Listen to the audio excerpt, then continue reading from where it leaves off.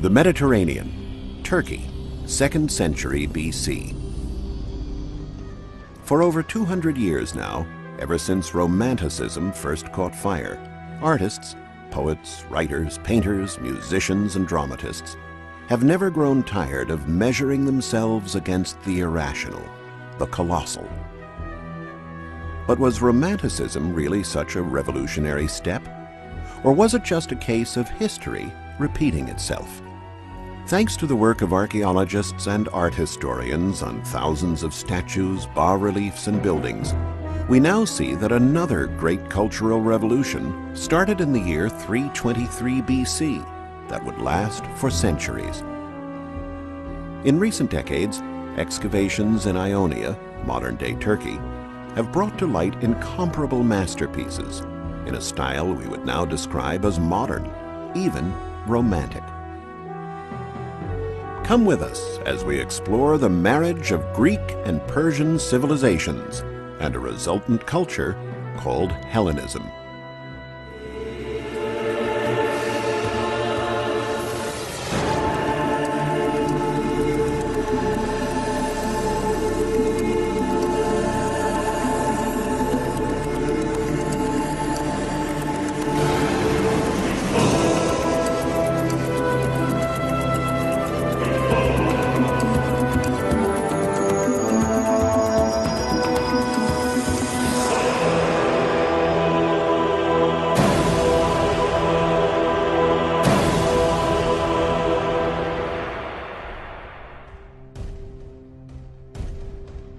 During the 4th century BC, Asia Minor, Africa, and the rest of the then known Orient were turned upside down by a military and political earthquake that changed the course of history.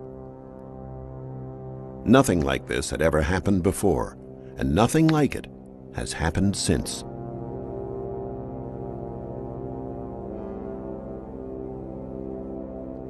The man who brought about this upheaval was the youngest military adventurer of all time, Alexander the Great. Alexander's Macedonian phalanxes swept down on people and cultures like a whirlwind, but not just a military one. The Macedonian conquests created a cultural tornado as well. Alexander brought with him a Greek culture that was adopted, reworked, and transformed by artists from different ethnic backgrounds, who drew inspiration from it and invented a new way of conceiving art. We now attribute this to the period known as Hellenistic. Alexander brought Ionia, the Phoenician region, and Egypt under his control. To the east, he conquered the entire Persian Empire as far as the Indus River. After him, nothing was as it had been before, and Greece, paradoxically, now that its culture had spread everywhere, lost its importance, its central role. Kingdoms sprang up in Egypt, Syria, Macedonia, and at Pergamum in what is now Turkey. These kingdoms signaled the dawn of a new period, the period we know as Hellenism. Of the many art forms involved in this revolution, the one that most clearly shows the change is sculpture. This is the celebrated Hermes of Praxiteles, discovered at Olympia, one of the most important works of art before Alexander. In other words, classic Greek art.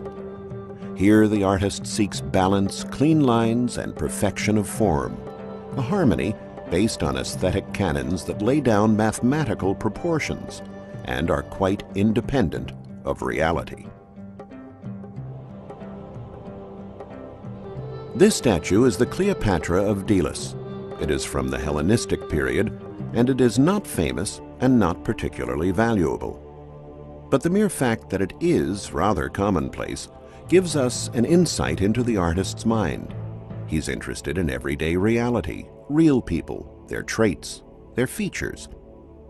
We can see the women's fashion of the day, which went for almost see-through fabrics.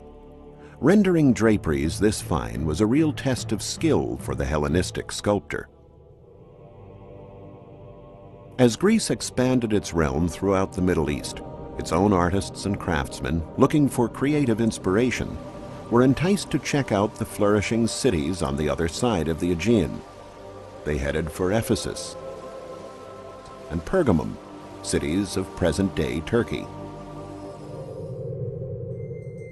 In Ephesus, archaeologists found this frieze, a hunting scene, a wild boar pursued by an officer on horseback.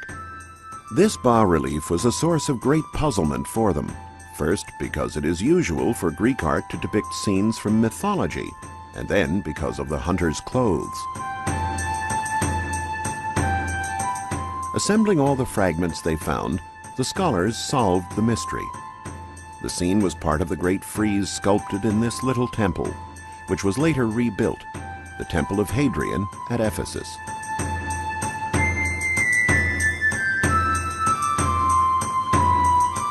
The stones tell a story in pictures, and by studying them, we can identify the legend from which the sculptor drew his inspiration. Androclus, the son of King Codrus of Athens, learns from the oracle of Apollo that he will be driven out of Athens, and that a fish and a boar will choose a place for him to found a new city. Arriving on the coast of Anatolia, he lights a fire and cooks a fish. A spark starts a fire in the underbrush, and he sees a boar running from it. Androclus chases the boar, and at the exact spot where he kills it, he founds the city of Ephesus. The city we see today dates only from later Roman times, but the streets are the same and laid out with gridiron simplicity, so different from the chaotic nature of streets in Athens. This way of laying out cities was born just south of here in the Hellenistic city of Miletus, the birthplace of the first urban planner to design orderly, regular cities. His name was Hippodamus of Miletus, and his city planning theory spread to other Greek cities, then to the Romans, who built their cities on regular line patterns, and right down to our own city planning in the present day.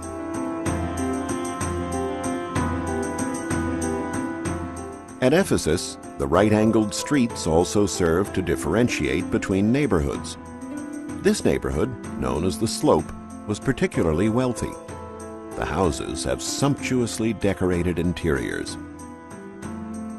And here, carefully secluded in the side streets, is a bordello, a house of assignations.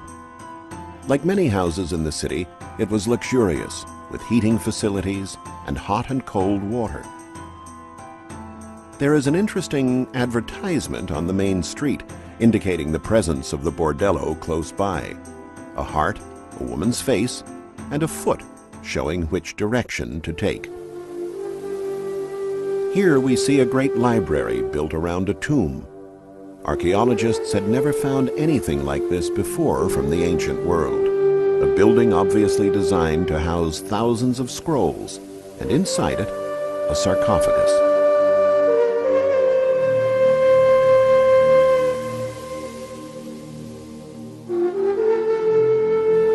Faced with a unique mix of two totally different buildings, a library and a mausoleum, the scholars set out to discover the reason why.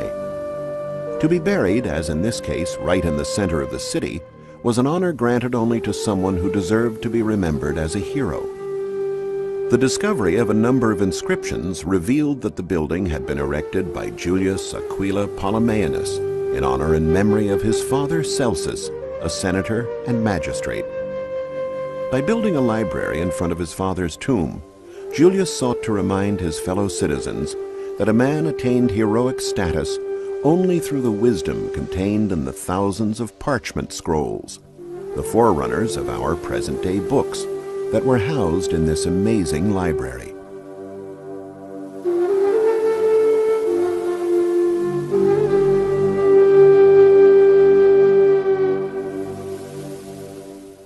The Library of Celsus from the 2nd century AD is one of the finest examples of Hellenistic architecture. The central columns are taller than those along the sides, just as the upper columns are shorter than those below. What we see, in fact, is something straight out of the theater. The architect makes his facade leap upward in a surge of movement, and it is this movement, which is foreign to classicism, that is one of the typical characteristics of Hellenistic art. The most famous monument at Ephesus, however, is a colossal work, one that would inspire awe for centuries, the Temple of Artemis. I have seen the gardens of Babylon, the statue of Olympian Zeus, the Colossus of Rhodes, the pyramids of Egypt, the Pharos of Alexandria, and the mausoleum of Halicarnassus. But having seen the Temple of Artemis, which reaches the very clouds, all the other wonders fade before my eyes.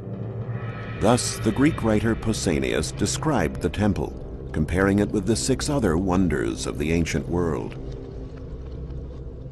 His words sent archaeologists out to track down the Artemisium, but for many years the monument remained a chimera, shrouded in mystery. Many gave up. Byron himself was disappointed by the place. I have beheld the Ephesians' miracle. Its columns strew the wilderness, and dwell the hyena and the jackal in their shade. But time never did completely obliterate the ruins of Ephesus.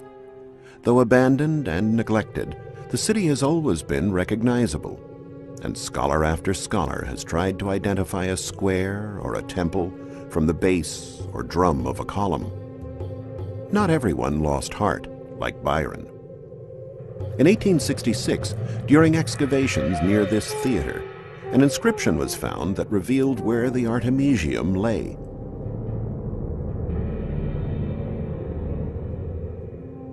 Unfortunately, of that wonder of the ancient world, only a single column now remains.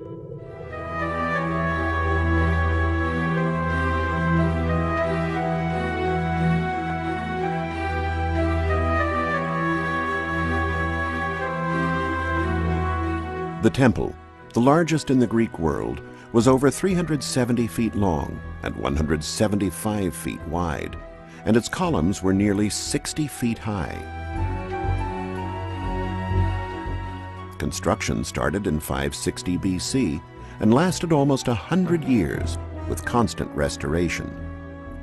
The roofless colonnaded interior housed a primitive statue of Artemis, and the columns of the porch carried reliefs of mythical characters. There were likely a considerable number of votive statuettes.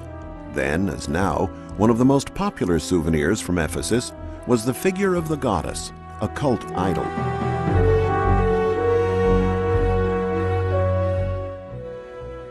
The Romans built their advanced cities in Hellenistic style. A wonderful example is the ruins of Leptis Magna, an archaeological site near Tripoli, Libya. Thanks to the dedicated labors of a succession of archaeological missions, magnificent buildings have been unearthed and rebuilt. We can now admire Hellenistic monuments built 500 years after the time of Alexander the Great. The ruins here show that Hellenism was no momentary fashion trend, here today, gone tomorrow. It has left its indelible mark on all the arts of humankind.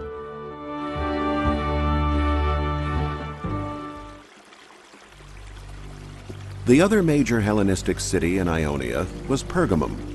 Excavations here at the sanctuary of Asclepius revealed an imposing complex capable of holding vast crowds. They came for the miracle-working waters, waters that could cure terrible diseases. Asclepius was the god of medicine, and it was widely believed that bathing in these miraculous springs, observing a diet based on these waters, could cure any illness. The water here really does have curative properties. On analysis, it has been found to be naturally radioactive and can therefore help cure certain conditions. So the god really did cure people. The faithful gathered in the temple could obtain cures from great physicians of the day, the most famous of all being Galen. His name lives on today in the word pharmacists use to describe traditional, handmade, vegetable-based medications, galenical. Besides the famous sanctuary and temples, Pergamum established itself as the preeminent artistic and intellectual center of Anatolia. It was this city that revolutionized the art of writing through its invention of a new writing surface, parchment. Pergamum, in fact, was the site of one of the largest libraries in the ancient world, comparable in importance only to that of Alexandria. According to a legend recounted by Pliny, King Ptolemy V of Egypt refused to supply papyrus to King Eumenes II of Pergamum in the 2nd century BC, for fear that he would create a library greater than his own. Eumenes therefore resolved to perfect the treatment of sheepskin so that it could be made fine and easy to handle, and as suitable for writing on as papyrus. The result, parchment, made him self-sufficient, and his library eventually surpassed even that of Alexandria. Pergamum also boasted an unusual theater, as tall as it is deep.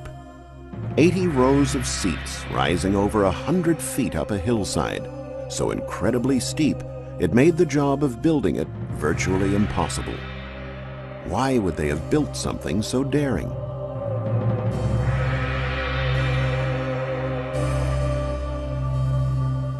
After archaeologists had excavated the Acropolis, the upper city of Pergamum, it dawned on them that all the most important constructions had been built on a series of overhanging terraces. It is clear from this model of the Acropolis that at the center of this highly dramatized cityscape was the theater. The entire city had been designed to impress the visitor and heighten the splendor of the panorama below. Walking through the city, a perfect example of Hellenism, visitors would have learned a prime lesson of the new Hellenistic culture: shock, surprise, impress. The great altar of Zeus at Pergamum is one of the few wonders of the ancient world we can still admire today in all its beauty. But today, it's not in Pergamum, but at the Pergamon Museum in Berlin.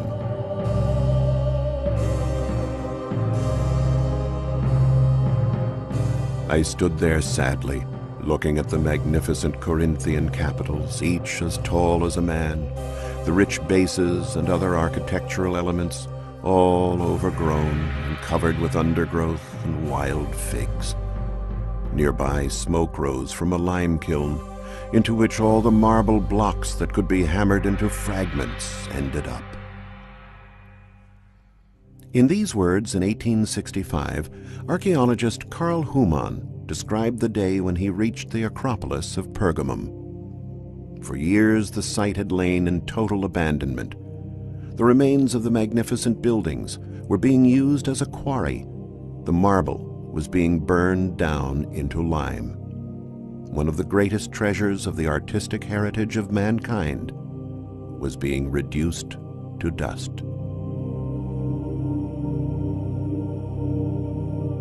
Humann and German Kaiser Wilhelm I pressured the Turkish prime minister until Humann was granted permission to excavate. He started to unearth the first of the many marble slabs in high relief. Comparing such slabs with classical accounts, the German scholars confirmed that they had definitely belonged to the Great Altar of Pergamum. 129 slabs carved with figures in high relief, 130 inscriptions, and other statues, friezes, and architectural elements were brought to light and soon were on their way to Berlin.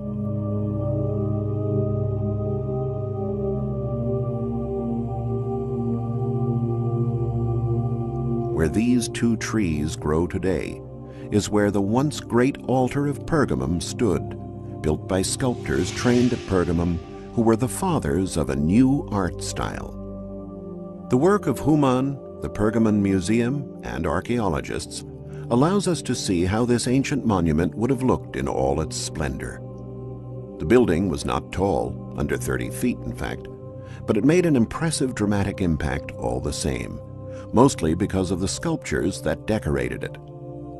Access to the altar was through a very small staircase, which enhanced the monument's visual impact.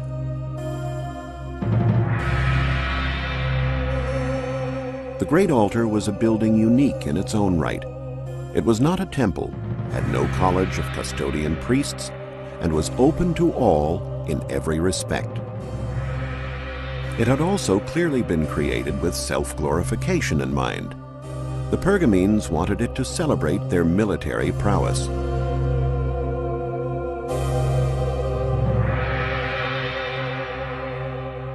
Above the plinth, the great altar at Pergamum featured an Ionic colonnade.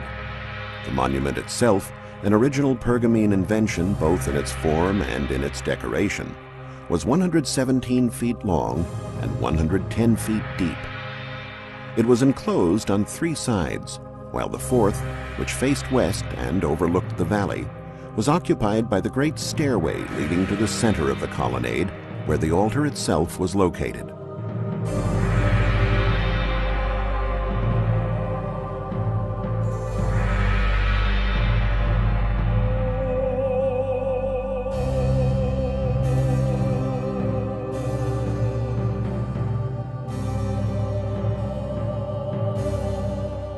The altar was considered the most important building in the city. It was constructed at the height of the Hellenistic period, during the time of the Attalid kings, when Pergamum gave its name to one of the 4 Hellenistic kingdoms. Long before Pergamum came under Roman rule, the Pergamenes had defeated the Galatians, a Celtic barbaric tribe who raided the country, sacking and plundering. The altar was built to commemorate the victory of civilization over barbarism. In the inner court, aside from the altar, is a smaller frieze, the so-called Telephus frieze. Here, inside the colonnade, the sculptures tell the story of Telephus, the founding hero of the city, who was the son of Heracles. The Greeks' zeal for self-celebration, already evident in the classic period, was just as strong in the Hellenistic period.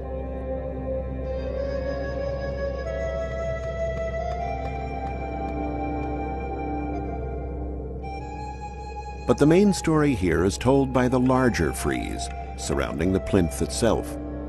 This frieze is made up of stone slabs 7.5 feet high that once formed a continuous sequence 130 yards long. The frieze tells the story of the battle of gods and giants. The giants, who represent the forces of evil, have attacked Olympus, the home of the gods, the incarnation of good. The metaphor is obvious. This is the war in which the kingdom of Pergamum fought and defeated the barbarians. The great frieze was not the work of just one man. Many artists contributed to it, seeking a new way of conceiving art, a new way of glorifying the power and grandeur of the Hellenistic kingdoms. The interaction between the Greek culture of the Macedonians and the non-Greek societies of the old Persian Empire brought us artistic innovation. During this period, artists and architects, poets and philosophers sculpted more than individual statues. They built aesthetic foundations that would last for thousands of years.